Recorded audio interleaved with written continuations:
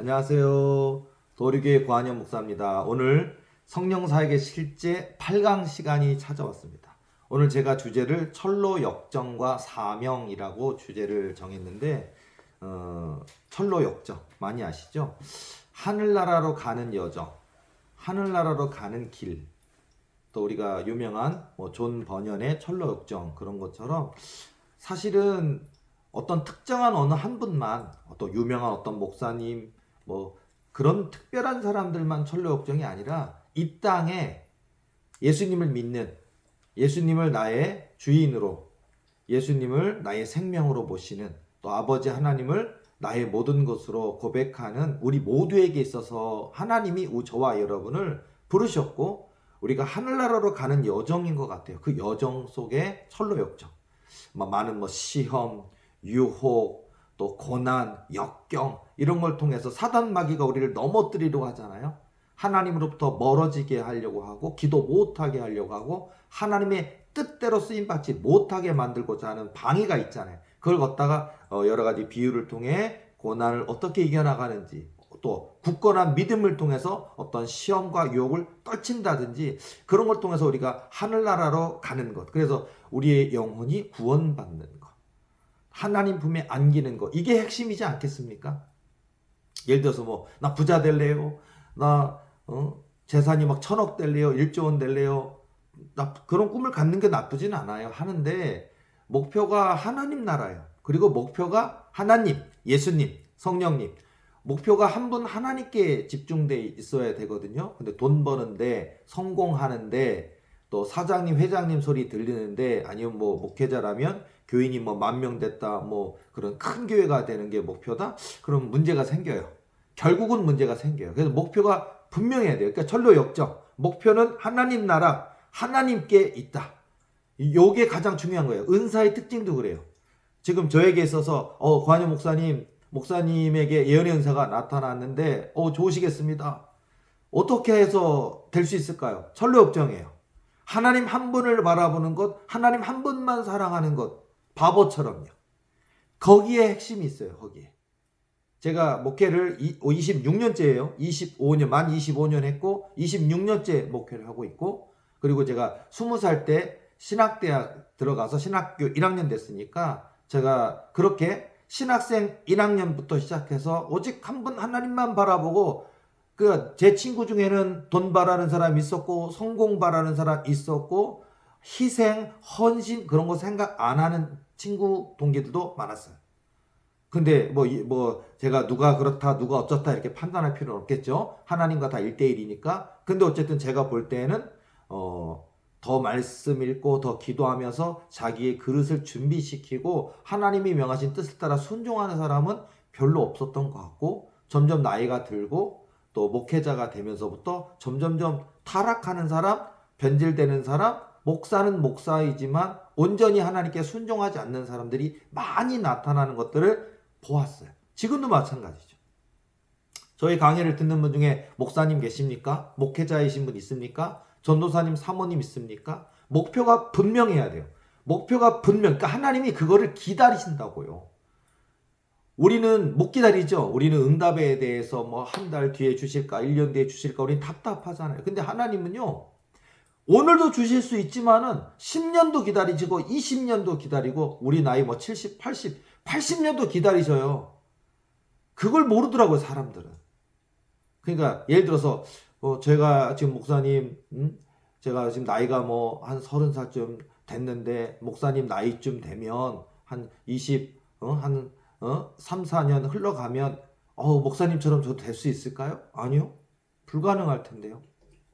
그러니까 나이가 들면 되냐 아니라는 거예요. 그냥 막연하게 세워라 내워라 세월 흘러간다 아니라고요. 정말 굳건한 믿음 가지고 내 평생 내 생애를 하나님께 드리겠습니다, 하나님 한 분만 사랑하겠습니다 하고 순종의 상황이 발생해요. 왼쪽 갈까 오른쪽 갈까, 그 순종할 때마다 분명히 이것은 하나님이 원하시는 건 맞지만 내 인생으로는 손해가 되는 일이 많이 나타나요. 근데 그걸 할 수 있겠냐는 거예요. 여러분은 손해가 나는 길인데 하나님의 뜻이라면 손해 나실 수 있겠습니까? 사람들은요, 항상 기준이 뭐 돈이라든지 명예라든지 성공이라든지 이런 데를 먼저 가치관을 거기다 두는 분들이 굉장히 많이 있어요. 그러니까 이거를 교정하셔야 된다고요. 복 받기를 원하십니까? 능력 받기를 원하십니까? 여러분의 입술에 능력이 나타나고 하나님이 주신 허락하신 은사가 나타나길 원합니까? 신나요. 재밌어요. 저는요, 저 목사님들이나 저를 아시는 분들이 부러워하는 것 중에 하나가 저에게는 말씀의 은사도 있어요. 지식의 은사도 있고 지혜의 은사도 주셨어요. 근데 예를 들어서 말씀의 은사도 여러 단계가 있고 여러 차원이 있는데 저는 종합편이에요. 예를 들어서 저는 설교할 때 하나님이 주시는 그 생각? 하나님이 지금 이 청중들에게, 이 성도들에게 주시고자 하는 말씀이 바로 여기에 바로 생각이 나요. 바로. 생각난 것이 입으로 바로 연산되어서 바로 이렇게 증거될 수 있어요. 그걸 훈련한 거예요. 뭐 생각만 있는데 입은 아직 훈련이 안 돼서 어눌하거나 무슨 소리인지 모르겠거나 앞뒤가 안 맞거나 그러면 또 안 되잖아요.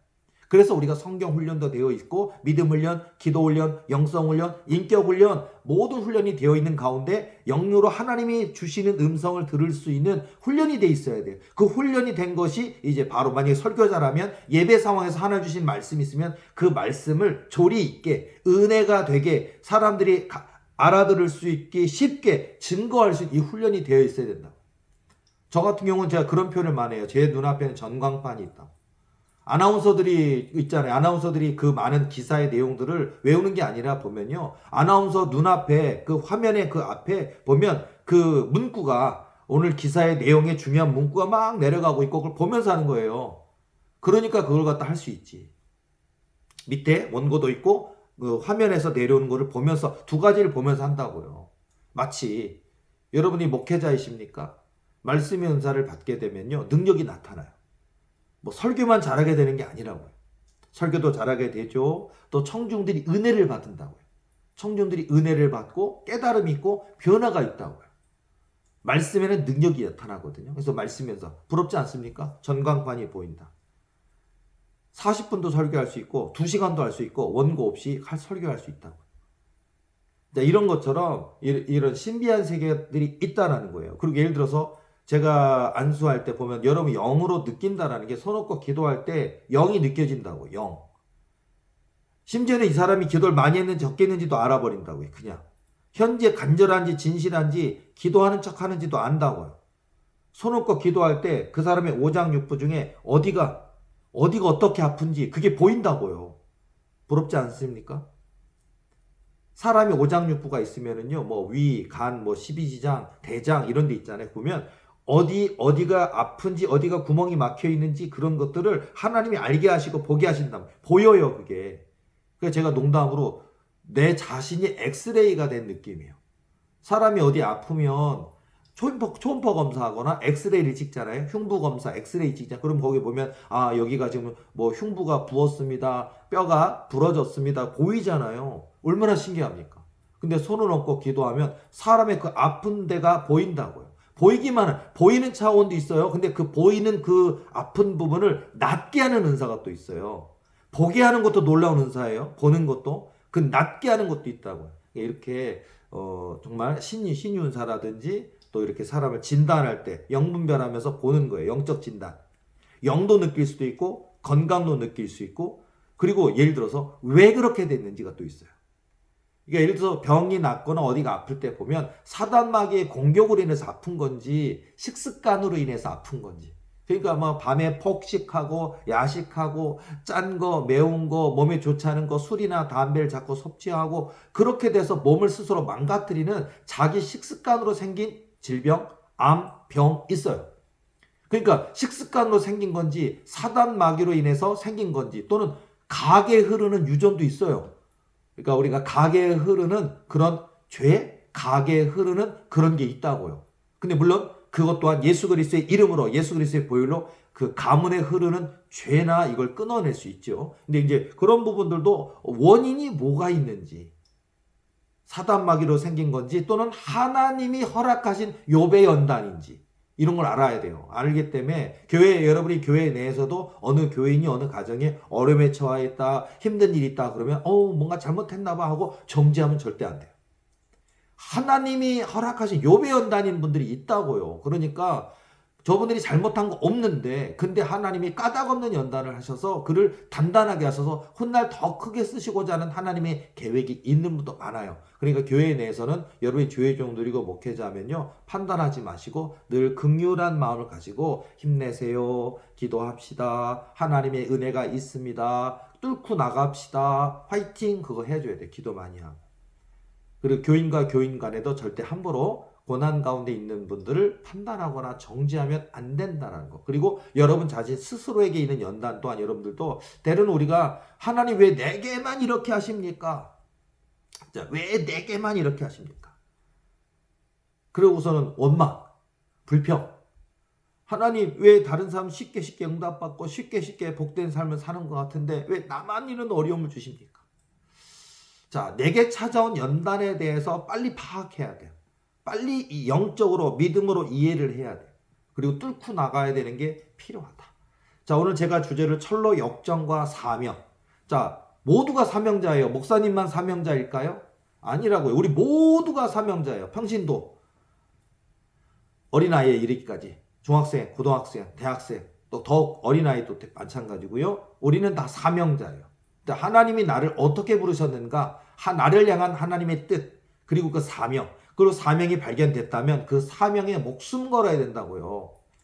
사명 걸고 가는데 사명자라 하면서도요, 위기가 찾아오고 물질 어려움이 찾아오면 포기하는 또는 타협하는 분들도 많아요.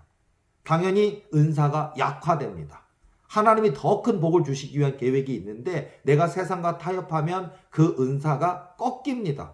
근데 사람들은 그 은사가 자기 스스로 꺾어놓고서는 안 된다고 하는 분도 많더라고요.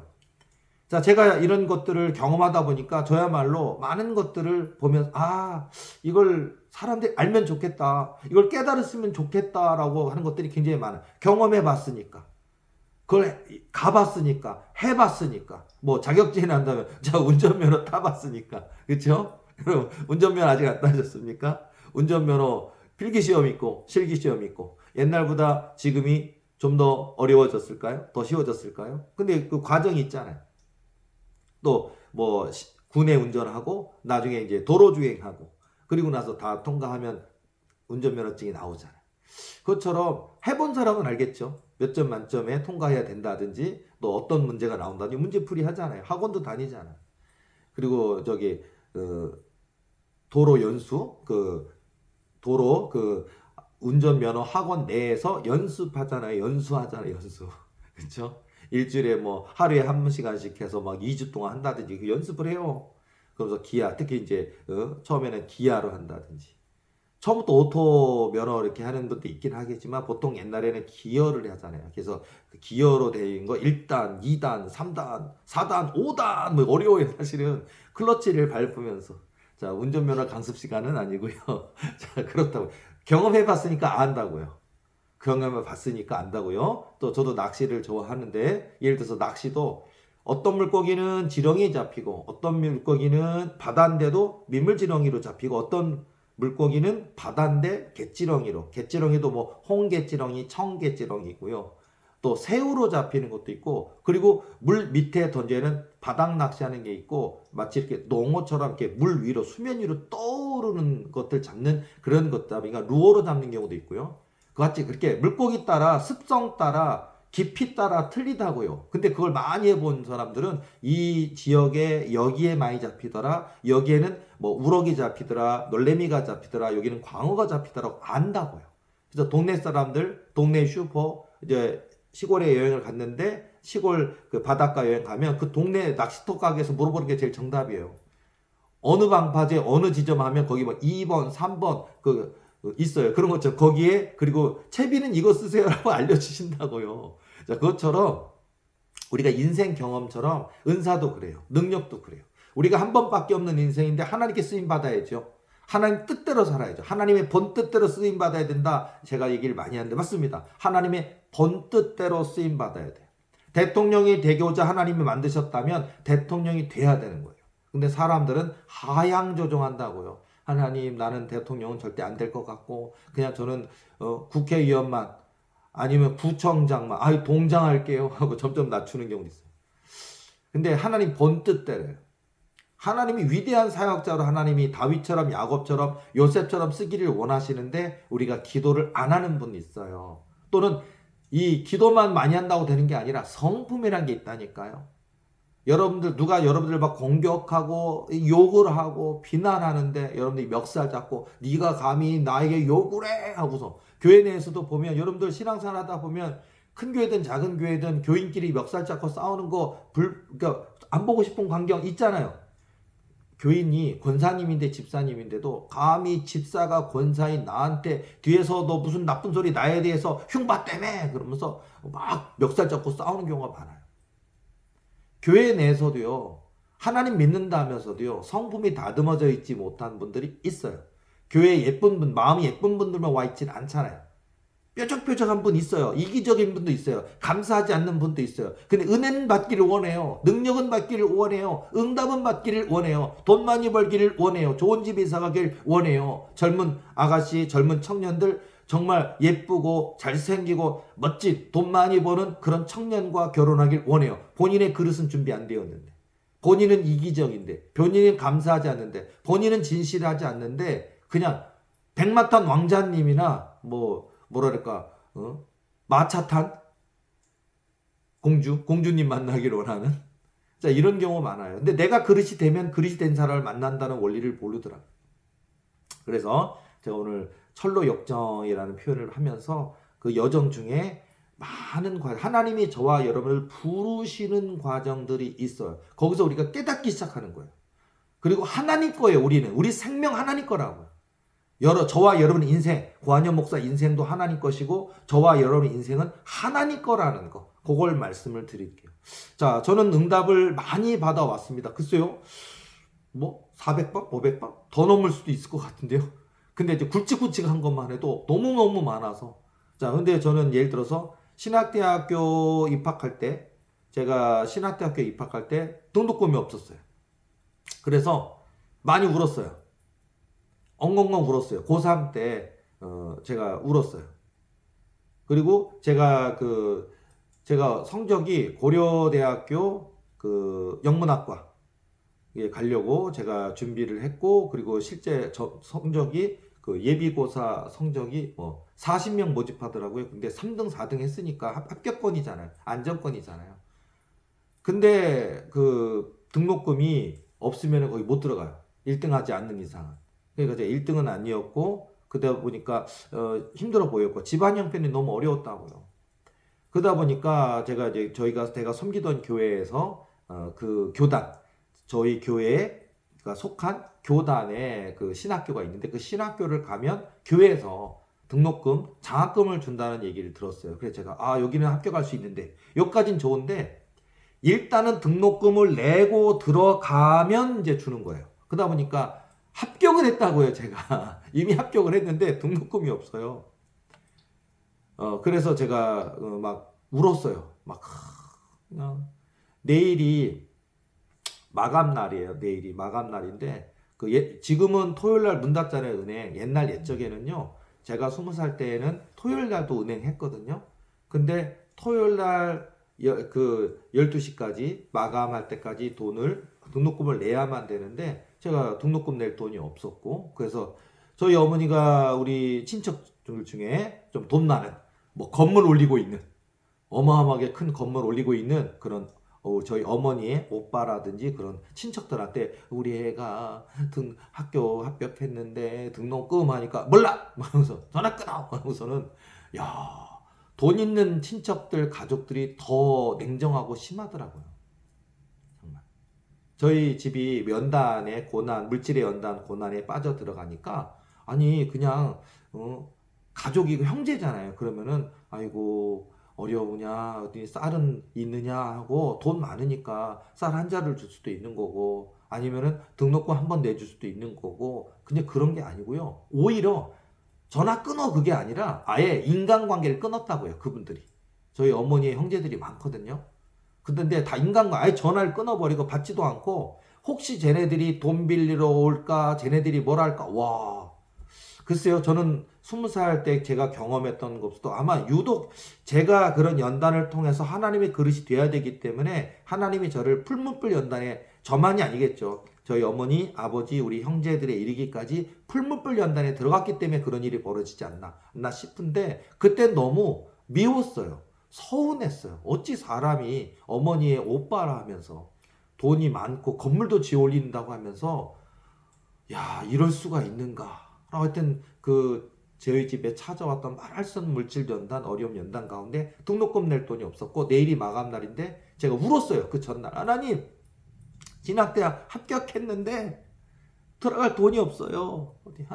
하나님 돈 많으시잖아요. 왜 저는 하나님 종되겠다고 그 신학대학 합격했는데 근데 전 들어갈 돈이 없어요. 멍멍멍. 야, 밤새 울었어요. 밤새 울다가 지쳐서 마지막에 뭐라고 하나님께 기도드렸냐면 제가 이랬어요. 하나님, 이번에는 등록금이 없어서 제가 못 가지만 제가 내일부터 알바하겠습니다. 내일부터 알바 열심히 내가 할 수 있는 알바 열심히 해서 1년 동안 공부도 계속하고 1년 동안 알바 열심히 해서 등록금 내가 만들어서 그 다음에 내년도에 다시 시험 치르고 다시 하나님이 이 길 가라 하셨으니까 이 신학대학 들어가겠습니다 하고서는 왜 이렇게 또 눈물이 나요? 내일부터 알바하겠다 그러고 1년 동안 등록금 모아가지고 알바해서 등록금 모아서 학교 가겠다고 하니까 왜 이렇게 또 눈물이 나는지 몰라요. 엉엉엉 울다가 잠들었어요. 자, 잠들었는데 그 다음날 이제 저는 이제 포기한 상태죠.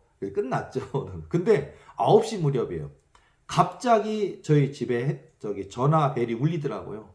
그래서 제가 이렇게 받았죠. 받았더니 뭐랄까, 이 집에 무슨 어려운 일이 있느냐라는 식으로 물어보더라고요. 어느 교회 장로님이신데 그 장로님이 저희 집에 꿈을 꿨대요. 뭐라고 하냐면 꿈에 하나님의 손이 나타나더니요. 저희 집 핸드폰 전화번호가 549-3433이에요. 근데 549 다시 3433 이렇게 딱 쓰면 이 가정에 어려움이 있다. 네가 도와줘라 하고 하나님 음성에 손이 나타나서 글씨 쓰고 응답이 들리더래요. 그분이 일어나더니 그분이 장로님이신데도 너무 생소한 신기한 놀라운 꿈을 꿔서 이게 뭐 이런 꿈도 꿨구나. 그리고 그분이 뭐 개꿈인가? 아니면 그냥 꿈인가? 라고 또 잤대요. 또 자는데 꿈에 또 하나님의 손이 나타나서 5493433 이 가정에 어려움이 있다. 네가 도와줘라 하더니 그분이 놀래갖고 딱 깨니까 너무 놀래가지고 그랬더니 아직도 2번이나 꿨는데도 이게 뭐야. 그랬더니 근데 또 잠들었대요. 근데 세 번째 5493433 하나님의 손이 나타나서 글씨를 전화번호를 알려주면서 이 가정에 어려움이 있다. 네가 도와줘라. 세 번째 깨니까 그제서야 그분이 이거 하나님이 주신 거다라고 확증하고 머리맡에서 전화번호를 적었대요. 그리고 아침 9시 되자마자 전화한 거예요. 5493433 전화하더니 그러니까 제가 신학대학교 합격을 했는데 등록금이 없어서 오늘 마감 날인데 포기하게 됐어요. 그러니까 아니야. 오늘 내게로 오라는 거예요. 그분이 오라고 그러는 거예요. 근데 주소랑 어디 사시는지 알려주고 오라는 거예요. 무조건 오래. 지금 당장 오래. 그래가지고요. 저희 어머니랑 둘이 같이 그 집에 갔어요. 진짜 갔더니 그분이 그때 등록금이 77만 원인가가 등록금이었고 그 다음에 입학금까지 포함하면 100만 원이었는데 그분이 120만 원을 현금으로 주시더라. 아니 눈앞에서 120만 원을 주시니까 눈물이 또 나더라. 그랬더니 하나님이 너를 귀하게 쓰실래 하나 보다. 내 꿈에 너 등록금 주라고 하나님 말씀하신 거 보니까 하여튼 하나님이 너 꼭 이 신학대학 가야 되겠고 주의종 돼야 되나 보다. 가서 열심히 공부해서 훗날 훌륭한 주의종 되라 라고 얘기해 주셔서 그 돈을 받아 들고 집에 왔고요. 집에 오자마자 제가요. 저희 집에 그때도 인천이었는데 인천에서 저희 학교 그때 처음 가봤죠. 등록금 내려가려니까. 근데 그 등록금 내려가는 그 길이 2시간이에요. 10시가 넘었는데 서둘러서 그 돈을 챙겨서 등록금 고지서를 가지고 제가 마음이 급해서 막 가는 거예요. 돈은 받아놨어요. 근데 은행 문이 닫으못해. 어떡할까? 12시에 딱 문 닫아요, 그때는. 아, 그냥 마음이 그냥 급해가지고. 자, 그때 독립문에 독립문역에서 가깝거든요. 제가 다녔던 신학대학교가. 근데 그 독립문역에서 내려서 독립문 상업은행 지점이에요. 독립문에서 상업은행까지 막 500m, 600m를 제가 달려요. 자, 상업은행 앞에 딱 도착을 했는데 셔터가 닫혀 있네요. 제가 하나님이 은혜 주셔서 돈도 받았고 장학금 등록금 받았는데 상업은행 문이 닫혀 있는 거예요. 그래서 제가 황당하더라고요. 그래서 하나님이 기적적으로 이런 은혜를 주셔서 등록금 마련해 왔는데 문이 닫혔네 하고 문 앞에 서서 멍 하고 있었어요. 근데 상업은행 문 셔터는 닫혀 있는데 옆에 쪽문에서 사람이 나오더라고요. 내가 근데 깜짝 놀랐어요. 아직 업무가 안 끝난 한두 명들이 왔다 갔다 하더라고요. 아직 이제 이미 들어갔는데 셔터 문은 미리 닫아놨는데 쪽문으로 업무 끝난 사람이 나오길래 얼른 제가 들어가니까 받아주더라고요, 저를. 그리고 그 등록금을 내가지고 제가 독립문 상업은행 지점에서 등록금 입학금을 내서 제가 1학년 합격하게 됐어요. 그래서 제가 하나님이 주신 장학금. 자, 여러분 하나님이 주신 장학금 받아보셨습니까? 저는 받아봤습니다. 자, 이런 것처럼요. 하나님이 저와 여러분들에게 고한영 목사에게만 있는 특별한 일이 아니라 하나님을 간절히 찾는 자에게 또 하나님이 부르신 자에게 하나님이 이렇게 책임지시는 역사가 있고 도우시는 역사가 있고 응답의 역사가 있다는 걸 말씀드릴게요. 하나님이 주신 장학금 있습니다. 하나님이 돌보십니다. 그러기 위해서는 여러분들의 각오가 필요한 것 같아요. 이렇게 기도하고 계십니까? 그렇게 결단하고 계십니까? 이런 믿음의 결단, 기도, 사명. 하나님, 나 주의 종으로 부르셨으니까 끝까지 그 길을 가겠습니다 하고 결단할 때 하나님이 길을 열어주신다. 그때 제가 신앙이 뭔지 잘 알았겠습니까? 잘 몰랐죠. 이제 1학년인데, 이제 20살인데 경험이 많았겠습니까? 잘 몰랐죠. 제가 새벽 기도를 다녔겠습니까? 몰랐죠. 그 이후에는 시작을 했지만요. 부족하고 연약한 저에게 이제 하나님의 역사하신다라는 게 인지되기 시작하는 거예요. 체험되기 시작하는 거예요. 이런 일이 있구나. 그러면서 이제 하나씩 깨달아져 가는 그런 것들이 있었어요. 자, 제가 뭐 그런 여정들의 뭐 경험들, 예를 들어서 또 이런 얘기도 해드릴게요. 제가 학교 다닐 때 나름대로 제가 열심히 뭐 주경야독이라고 그러잖아요. 진짜 알바와의 저는 전쟁이었던 것 같아요. 제 친구들은 그냥 학교 가서 부모님이 주는 용돈으로 뭐 학교 공부 끝나면 점심 맛있게 먹고 그러는데 저는요, 여러분 굶식기도 좀 밥을 못 먹었다고요. 저 20살 때 신학대학 1학년 때 수업을 듣고, 그러니까 학교 갈 교통비 중에 전철비가 450원이었는데 왕복비 900원밖에 없었어요, 저한테. 그리고 나머지 제가 서울역에서 저희 학교까지 걸어서 20분에서 30분, 달려서 15분인데 제가 버스비가 없어서 제가 달렸어요, 맨날. 달려다니고. 학교 늦을까봐. 8시 반에 떨어졌는데도 제가 거기서 막 달려서 가면은 헐레벌떡해서 출석 부르기 전에 딱 들어가고 그랬거든요. 그래서 제가 그렇게 버스비, 하나님 나 버스비 있었으면 좋겠습니다 하고, 그다음에 학교까지 오는, 인천에서 이 서울역에서 내렸는데 서울역까지 오는 그 돈이 450원이었어요. 그러니까 그 돈밖에 없는데 점심값, 그때 점심값이 800원? 1000원 하던 시절이에요. 짜장면이 800원, 1000원 하던 시절인데 그 돈이 없었어요. 그러다 보니까 친구들은 맛있게 밥 먹으러 갈 때 저는 저희 학교, 신학대학교에 있는 교회, 대학교에 거기 가서 울었어요. 울면서 하나님 나 밥 먹고 싶어요. 하나님 나 배고파요. 그래서 굶식기도 진짜 많이 했어요. 굶식기도. 나 배고파요. 밥 먹고 싶어요. 하고.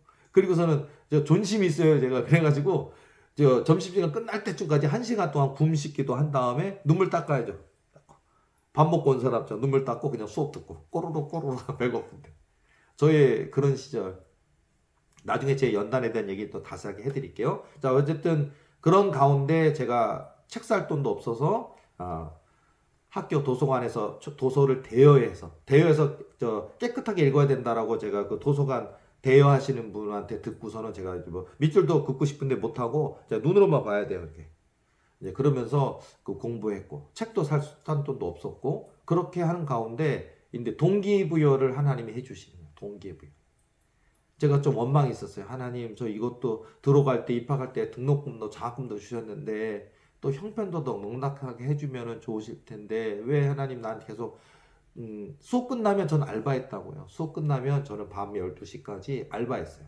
근데 하나님이 지혜를 주셔서 제가 고액 알바를 했어요. 그냥 제가 가르치는데 올라가요, 성적이 아이들이.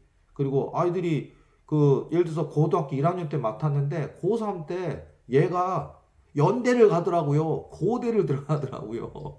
그러니까 신기하죠. 그리고 그게 제가 저 대학 졸업할 때까지 계속 했는데 처음엔 한 명 가르쳤는데 막 10명 가르쳤다고요. 뭐 근데 옛날에 그 고액과외를 하는 그 집에서 제가 과목당 100만 원 받았다고요, 여러분. 과목당. 여러분 요새 얼마 버십니까?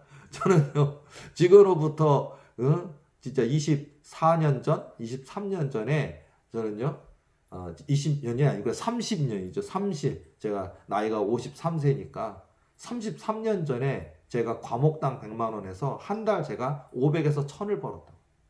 상상이 가십니까? 저 목사 안 하고 학원 강사를 하겠어요. 하여튼 자, 그렇게 해서 그런 은혜로 했지만 되게 주경야독이 힘들었어요. 자, 그런데 어느 날입니다. 학교에 제가 그날도 막 헐레벌 때 와서 저희 학교가 좀 언덕에 있거든요. 그래서 언덕에 이렇게 막 올라가고 있는데 내 앞에 30대 한 초반?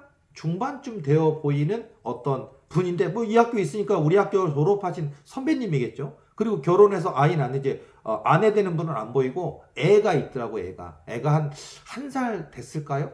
2살 안 됐을까요? 근데 아장아장 걷는 거 보니까 되게 어려요. 1살 안 된 것 같은데 아장아장해요. 걷긴 걷는데 아장아장 걷는 아가를 데리고 이 학교의 선배님인 같은 이 어린아이 아빠인 듯한 분이 둘이 이렇게 올라가고 있길래 나는 흐뭇하게 아이고 저 이 아이 아빠인가 보다, 부자지간인가 보다. 그럼 보면서 흐뭇하게 하면서 이렇게 올라가는데 어린아이가 내 쪽에 있었거든요.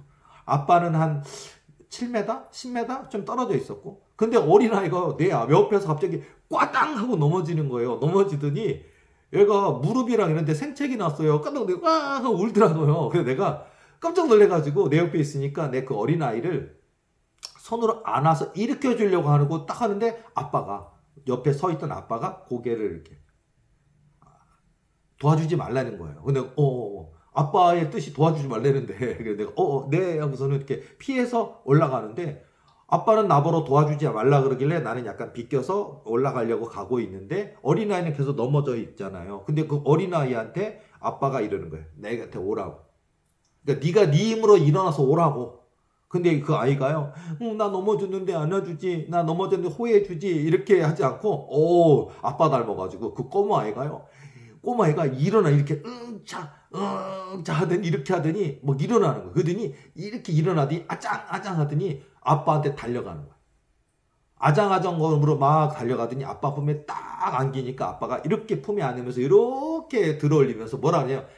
잘했구나. 그래야 네가 크는 거란다 라고 얘기를 하는 거예요. 아빠가 그 어린 꼬마아이한테 누구든지 할 수 있는 얘기를 하는데 올라가는 제 귀에 잘했구나 애야. 그래야 네가 크는 거란다 하는데 제 귀가요. 진짜 희한한 체요. 귀에 그게 뭐 종이 울린다 있잖아요. 땡 뭐 그랬잖아요. 뭐 제아의 종소리 맞죠. 뭐 띵 진짜 그래요. 귀에 쟁쟁한 귀에 쟁쟁하다 그러잖아요. 귀에 땡 하듯이 그래야 네가 크는 거란다 하고서 막 귀가 울리는 거예요. 아빠가 그 어린아이에게 한 이야기지만 그 아빠의 목소리로 하나님의 음성을 내게 하시는 것처럼 들렸어요. 너무 신기한 체험이었어요. 진짜 머리가 울려요. 띵 울리면서 무슨 전율, 내 머리부터 발끝까지 깨달음이 밀려오는 것처럼 전율이 와요. 너무 신기한 체험을 했거든요. 이렇게 하나님이 여러분이 기도할 때, 물론 지금은 제가 이렇게 기도할 때 권현 목사야 또는 한영아 이렇게 하셔요. 지금은 제가 그 음성을 들을 수 있는 귀가 열리고야 말았어요. 그리고 이제 기도할 때 머무개 권사님 어떻게 됩니까? 그러면 더 기도해야 한단다. 뭐 어떤 이런 거 알려주세요. 그래서 제가 그분들 조언을 해드리고, 그리고 교회 교인들 문제 상황 있으면 이렇게 해야 됩니다, 이렇게 해야 됩니다라고 하나님 뜻을 알려드리면 그분들이 지혜롭게 그것들을 풀어 나가셔서 해결 받으시더라고요.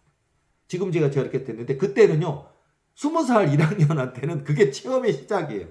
이렇게 하나님의 음성이 이렇게 타인의 목소리를 통해서 대화를 통해서도 내 귀에는요 무슨 큰 종을 갖다가 그냥 꽝 하듯이 들려요. 막. 그래야 네가 크는 거란다. 그때 제가 큰 깨달음을 얻었는데 뭐냐면 우리가 성장하기를 원하시더라고요. 하나님이 우리의 위기 상황에선 개입하셔서 도우셔요. 도우시는 거 맞는데 우리가 성장해야 돼요. 우리 믿음이 어린아이 같은 믿음이 아니라 장성한 믿음이 돼야 되는 거예요. 그래서 기도하다가 낙심하면 어린이에요. 아직도. 기도하다 낙심치 말고 더 하나님의 약속은 반드시 이루신다라고 믿음을 키워야 돼요. 굳건한 믿음을 가지고 이루실 때까지 주실 때까지 끝까지 그렇게 기도로 나아가야 되는 거예요. 어쨌든 제가 그 체험을 통해서 성장하는 것이 이런 거구나. 그냥 무조건 그냥 막 다 해주세요 그게 아니고요. 뭐 엄마한테 어린아이가 빨래 해주세요, 뭐 청소 다 해주세요, 뭐 해주세요 다 하는 게 아니라 때로는 우리가 좀 성장을 해야 된다고. 그러니까 여러분들도 뭐 어린 분도 있고 또 이미 나이가 저와 같은 비슷한 나이대인 분도 있고 더 나이가 많으신 분도 있을 텐데 다 연단 있고 고난 있고 문제 있잖아요. 그 문제 가운데 나를 무엇을 깨닫게 하시려는 건가? 겸손인가? 온유함인가? 충성인가? 인내인가? 하나님께 감사하는 마음인가? 감사하세요. 하나님 감사합니다. 이 고난을 주셔서 감사합니다. 이 고난을 통해 제 마음을 단단히 여기셔서 더 큰 복을 주셔도 제가 잘못된 길을 가지 않도록 하나님 한 번만 사랑하도록 하시는 것이군요 라고 감사합니다. 그런 때 성장하는 게 있어요. 저에게는 굉장히 많은 깨달음이 그 이후에도 이제 이렇게 꿈을 통해, 저에게 꿈을 통해도 저를 사명자죠. 저도 부르셔요. 그리고 사명자의 깨우침을 주시고요. 계속하셨어요. 저희 집이 너무 어려워져서 어떻게 됐냐면 뿔뿔이 흩어졌었어요. 가족들이 다 흩어져 있었고 저희 아버지는 가평에 우리 저 고모가 메추리 농장 했던 그곳에 가서 거의 머슴처럼 노예처럼, 그러니까 뭐 동생이 메추리 농장을 하니까 동생이 잘 먹여주고 입혀주게 한 게 아니라 저희 어머니가 언제 찾아간 적이 있다고 하는데 우리 아버지의 몰골이 모습이 동생이 이 메추리 농장의 주인인가 할 정도로 저희 아버지의 모습이 먼저 하인이나 머슴이나 그냥 오빠 대하는 모습이 한심해서 그냥 밥이나 줄 테니까 먹고 그냥 있어 이런 식의 완전히 옷도 빨아주지도 않고 완전히 막 우쭐우쭐 해갖고 얼굴이나 모습이나 먹는 거나 완전히 야위어서 모습 보고 마음이 아팠다 그러는데 저희 아버지는 거기 가서 그 숨어 있었어요. 빚쟁이들을 피해서. 그래서 이렇게 가셨고 또 우리 집은 완전히 그냥 뿔뿔이 흩어지는 산산조각 난 것처럼 그렇게 되어 있었던 과정이 있었거든요. 그러다가 그 아직 완전히 다 합친 건 아닌데 제가 4학년 무렵쯤 되었을 때 여름쯤 되었는데 저희 아버지가 잠깐 집에 오셨어요. 잠깐.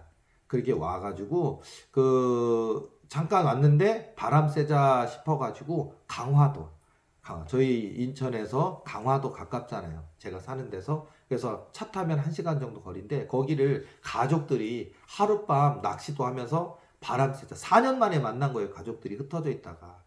온전히 합체가 된 게 아니라 갔다 와서는 또 각자 흩어지겠지만 그래도 잠시 동안 어디 바람이나 쐬자, 하룻밤 밖에 나갔다 오자, 낚시나 하자 라고 간 거예요. 갔는데 제가 갔던 데가 인천 강화도에 선두리라고 하는 그 곳인데 수로예요. 수로인데 4년 전에 갔을 때는 수로가 논과 이런 게 막 얽히고 설켜서 논인데 그런 수로였거든요.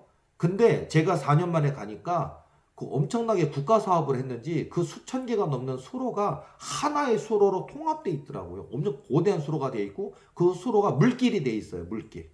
그래서 다른 논들에 물대는 논이 돼 있고 거기에 또 낚시도 허가도 났는지 낚시도 하고 그러더라고요. 그래서 가서 옛날에 왔을 땐 이렇게 논들이 굉장히 얽히고 설켜 있는 이런 수천 개의 논들이 있었던 곳인데 어떻게 이렇게 거대한 저수지처럼 수로처럼 됐을까라고 싶은 도착했어요. 도착해서 오래간만에 뭐 낚시도 하고 뭐 붕어도 잡고 거기서 뭐 붕어 매운탕도 끓여 먹고 오붓한 그런 시간들을 가지고서 그리고서 이제 텐트를 가지고 왔으니까 텐트에서 이렇게 자는 거예요. 밤 됐어요. 밤낚시 하다가 보면 밤낚 졸려가지고 못 잡아요. 근데 다 누워 자고 저도 텐트에서 자는데 여름이기 때문에 밤인데 솔솔솔 바람이 좀 불어오는 시원함과 모기 소리도 들려요. 모기장을 치고 잤으니까 모기가 물지는 못하지만 엥 하는 모기 소리도 머리가 주변으로 이렇게 들리기도 하면서 바람 소리 들리면서 뭐 수로가 어떤 거대하다 보니까 이렇게 파도 소리가 좀 들려요. 그렇게 들리면서 이렇게 자고 있는데 자고 있다 꿈을 꾼 거예요. 꿈을 꿨는데 꿈속에서 제가 천국을 간 거예요. 꿈속에서. 근데 희한한 건 천국은 천국인데 제가 딱 도착을 해서 꿈을 딱 꿨는데 일어났는데 웬 들판처럼 보이는 곳인데 들판이 오염돼 있어요. 마치 그랬잖아요. 막 쓰레기 막 버린 것처럼 아니 여기다 왜 비닐이 버려져 있고 플라스틱 그 버려져 있고 음료수 막 버려져 있고 거기에 막 검은색 비닐 막 우그러져서 흙 묻어 있는 게 막 있고 누가 똥 싸놓은 거 있고 거름 버려져 있고 뭐 이게 완전히니까 뭐 천국이라고 왔는데 너무 지저분한 거예요. 너무 더러운 거예요. 그래가지고 주변이 너무 더러운 거예요. 그래가지고 어머나 이렇게 더럽고 이렇게 오염된 곳에 왜 내가 있지 하고 여기가 어디지 하고서 어안벙벙하고 있는데 갑자기 제 눈앞에 아니 이 지저분하고 보인 이 앞에 보니까 보좌 있잖아요. 의자 보좌가 이렇게 있는데 빛이 나요. 황금색 빛이 확 나는 보좌가 있길래 아니 하나님의 보좌가 이 오염된 곳에 왜 저기 있는가 너무 신기한 거예요.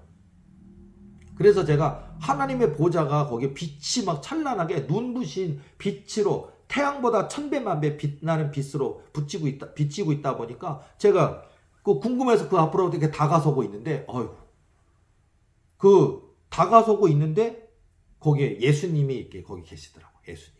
그러더니 예수님이 저보러 내게로 오라 이렇게 하시더니 내게로 오라 하시니까 너무 좋잖아요.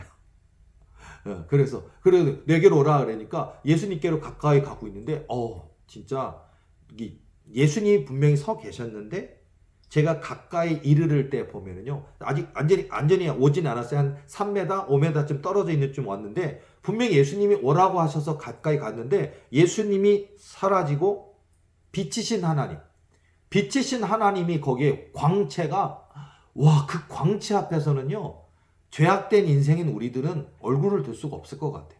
저도 엎드러졌어요. 자동인가 봐요 그게. 마치 성경에 보면 예수님이 임재라든지 또는 여호와 하나님의 임재 앞에 사람들이 두려워 떨며 마치 그 모세의 떨기나무 가운데 그 떨기나무가 빛이 날 때 여기는 거룩한 곳이니 내 신의 발에서 신을 벗으라 하면서 하나님이 현현하시잖아요. 호렙산 떨기나무 그것처럼요 눈부신 너무 그 보호자의 빛이 너무 눈이 부셔서 감히 볼 수 없는데 주님 앞에 하나님 앞에 선 나는 죄인이고 연약하고 어리석은 인생이기에 두렵더라고요. 그리고 더 가까이 갔다가는요 내가 죽을 것 같더라고요.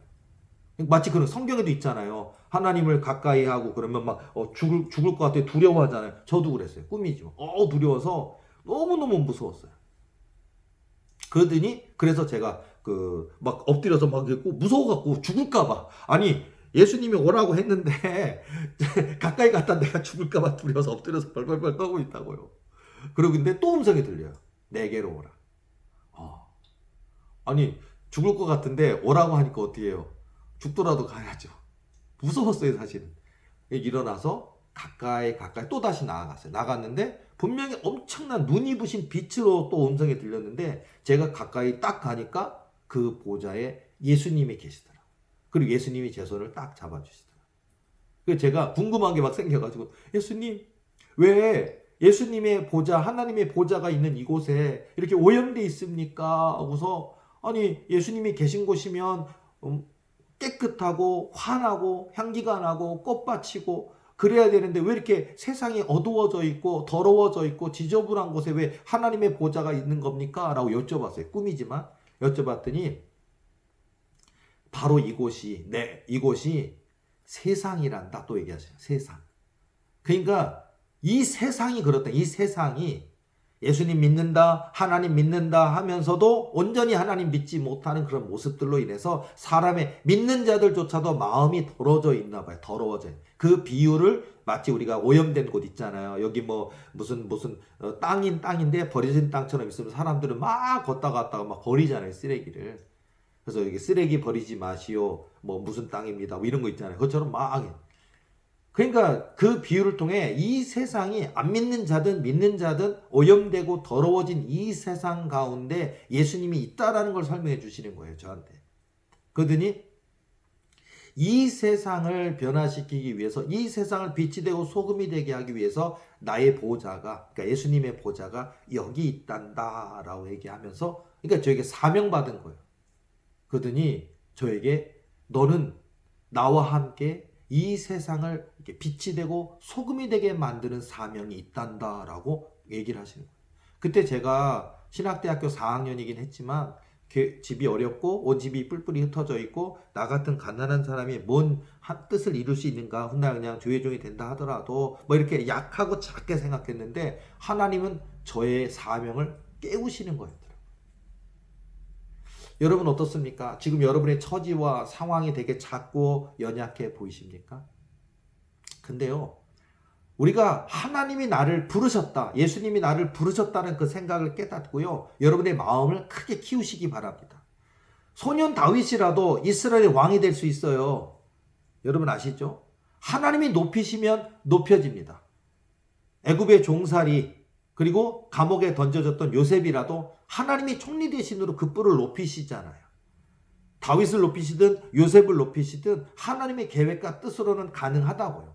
그러니까 우리가 이 한 번밖에 없는 인생, 하나님께서 우리를 부르셨다. 제가 아까 제목 철로 역정과 사명이라고 그랬는데, 우리가 이 땅에서 이 생명, 이 호흡이 하나님 부르시는 그날까지 하나님 나라로 가는 여정 가운데 고난 있고 역경이 있어요. 그러나 철로 역정이에요. 하나님 나라로 가는 길에 하나님의 뜻을 이루고 하나님이 주신 명령, 사명을 감당하는 게 중요하다는 거예요. 그 과정 중에는 지금 제가 말씀드린 이런 저의 개인 체험처럼 하나님의 불러주심이 있어요. 낚시터에서 만나주신 그 예수님의 보좌, 하나님의 보좌를 보여주신 것처럼 깨닫게 하시는 게 있고요. 때로는 저희 어떤 그 지쳐가는 저에게 그래야 네가 크는 거란다 그런 것처럼 하나님 깨닫게 하시는 게 있다고요. 아, 우리가 성장하기를 원하시는구나 하고서 그 한 번 이례적인 것이 아니라 그렇게 100번, 1000번 하나님이 계속 우리를 꿈으로, 기도 중 음성으로, 환상으로, 또 다른 이들의 조언을 여러 가지를 통해서 성장시키는 거예요. 하룻밤에 짠 도깨비 방망이 절대 안 된다고요. 믿고 믿으면 믿어집니다. 기도하고 기도하면 기도가 뚫린다고요. 당장에는 나도 음성 듣고 싶어, 성령 음성, 하나님 음성 듣고 싶어 하지만 안 열립니다. 그러나 하나님 만나 주소서, 열어 주소서, 거룩하신 주님의 음성 들려주소서, 주소서 10년, 20년, 30년 포기하지 않고 주님 앞에 기도하면 열립니다. 능력 나타납니다. 섬기는 교회 부흥합니다. 여러분의 인생 뿔을 높여주시는 역사가 있습니다. 그래서 우리가 그 사명을 깨닫는 게 중요하지 않겠나 싶어요. 한 가지만 더 얘기를 할게요. 제가 이것도 제가 신학대학교 때 하나님이 주셨던 것인데, 제가 어느 날 꿈을 딱 꿨는데 꿈에 어떤 산 같은 비탈길이 있고 산 같은 그곳에 제가 깨어났어요. 깨어났는데 이게 도대체 여기가 어디지 싶어서, 꿈인데 그래요. 꿈인데 여기가 어디지 하고서는 보고 있는데 비탈길이 너무 험한 거예요. 험한 가파른 길, 비탈길이 있어요. 그러다 보니까 뭔가 지팡이 같은 것들이 필요하지 않을까 싶어서 주변을 보니까 마침 제 앞에 길 바닥에 지팡이처럼 생겨 있는 게 하나가 있는데 얼마나 오랫동안 땅에 박혀 있었던지 완전히, 그 있잖아요 여러분, 유리병에 무슨 뭐 꿀이라든지 넣어놨는데 개봉한 지 1년 넘고 2년 넘어서 굳어버린 경우 있잖아요. 그러면 이렇게 안 따진다고요. 악력이 엄청 센 사람이 해도요 안 따지는 거 경험해보셨죠? 마치 그렇게 박혀 있어요 땅에. 그러니까 제가요 막 옆에 돌 같은 걸로 막 옆에를 파고 긁고 파고 손으로 잡아서 하는데 안 뜯어져요. 너무 딱딱하게 굳어 있는 거예요. 근데 제가 계속해서 옆에를 파고 모서리 라인을 파고 손으로 잡고 막 흔들고 하니까 세상에 이제 쩍 하는 거죠. 문 열릴 때 꽝 하고 열려요. 쩍 하듯이 열리는데 이 지팡이가 제 손에 들려지는 거예요. 쩍 하고. 와, 분명히 지팡이 모습인데 되게 아주 튼튼한 지팡이에요. 그리고 그 지팡이는 재질은 또 대나무예요. 쇠가 아니라 대나무 지팡이에요. 근데 되게 단단하더라고요. 진짜 도대체 이 바닥에 있으니 몇 년 됐는지 모르는데 그걸 제가 지팡이를 획득했습니다.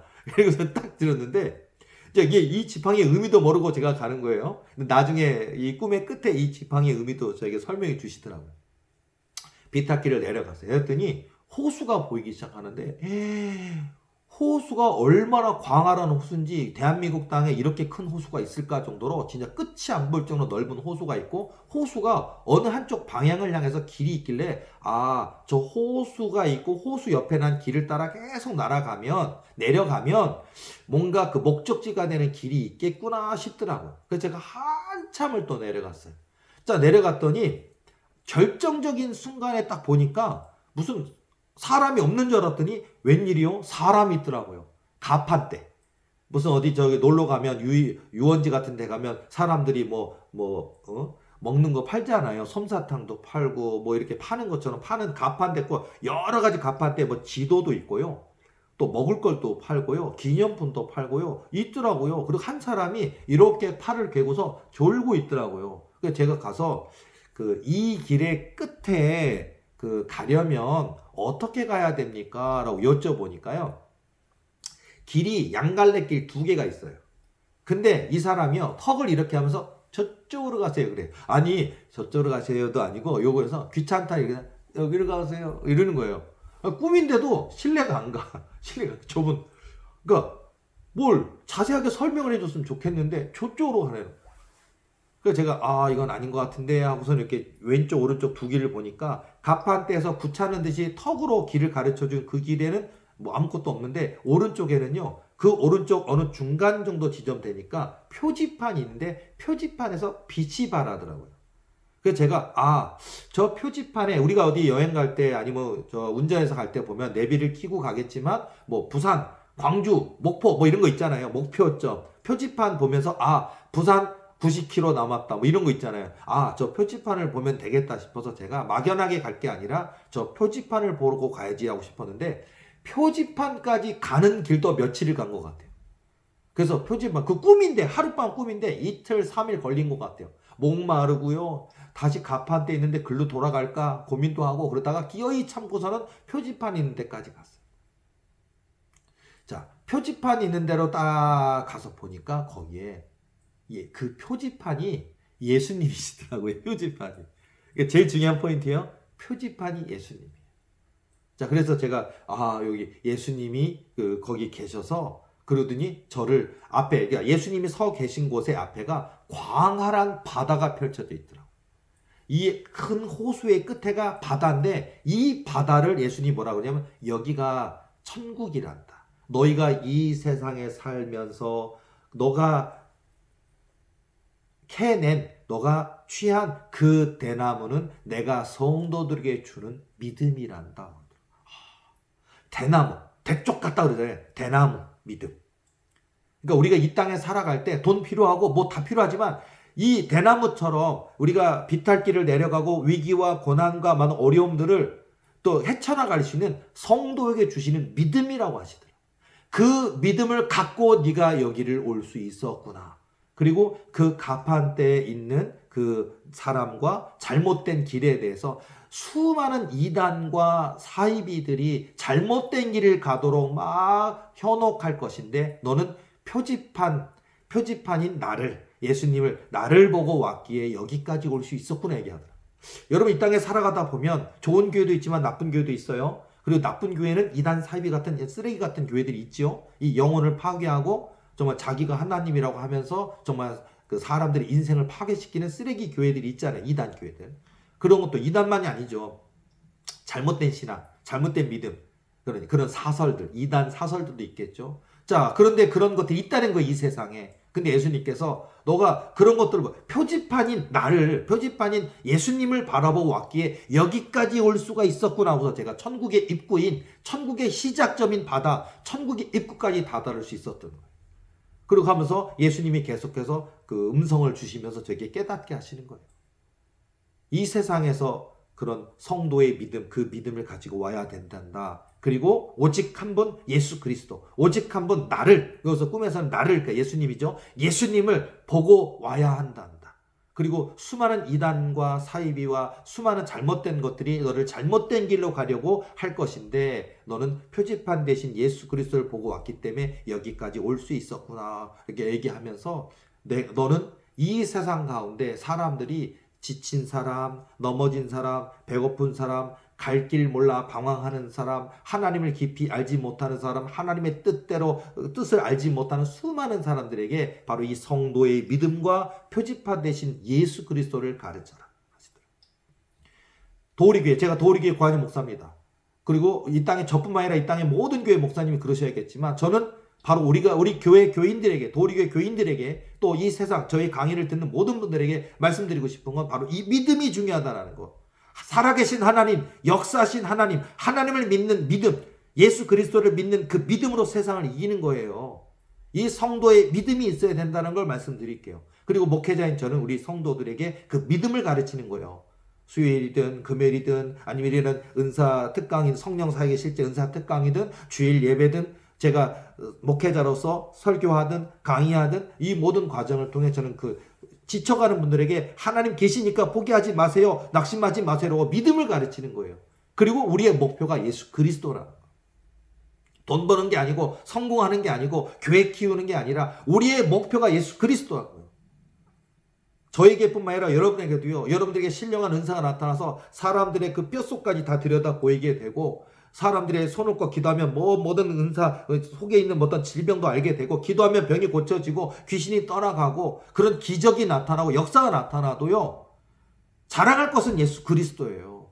그 은사를 주신 이유도 예수님 높이라고, 예수님 자랑하고 예수님께로 인도하기 위한 수많은 사람들의 영혼을 구원하기 위한 도구일 뿐이지, 우리는 예수 그리스도, 표지판 대신 예수 그리스도를 바라보고 가야 된다는 거예요. 이게 우리의 철로 역정인 거예요.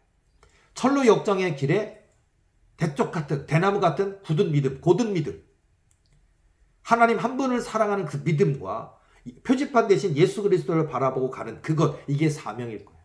앞으로 제가 다음 시간에 더 재미난 여러 가지 얘기를 통해서 또 구체적인 얘기를 많이 해드릴 것인데, 이 부분 또한 여러분들 다시 한번 생각하면서 나에게 하나님이 저와 여러분 각자 1대1이, 하나님과 나 사이 1대1이에요.